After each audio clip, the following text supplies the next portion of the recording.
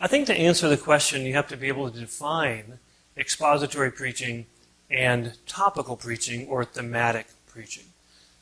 Expository preaching believes that the very words of Scripture are inspired.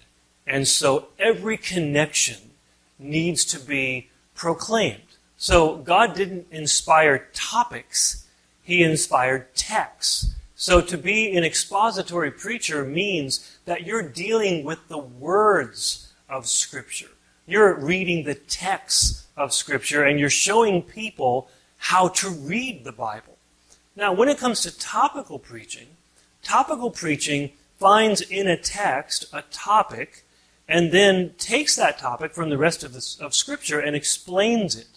Now, topical preaching is not sinful. Topical preaching indeed can be helpful because it can actually help people understand what does the whole Bible mean when it talks about the love of God, or what does the whole Bible mean when it talks about what baptism is, or some topic like that. But what I would say is that just like it's not healthy if the only thing you ever eat is fast food, in the same way, it's not healthy if all that you do is preach topical preaching, because you're not teaching your people how to read the Bible. The main diet that you should be feeding your people is expository preaching. And there's a very big reason for that. I discovered, as I began to teach students how to preach, that my first-year students I'd give them a text, but then they wouldn't preach the text. They would look at the topic and then go all over the Bible and preach that.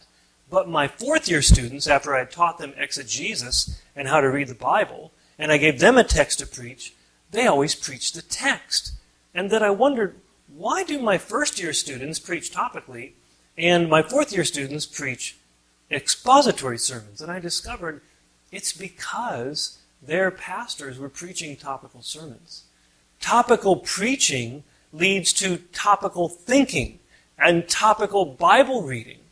Many people learn how to read their Bible from their pastors. So the question with expository preaching is, are you teaching your people how to read the Bible or not?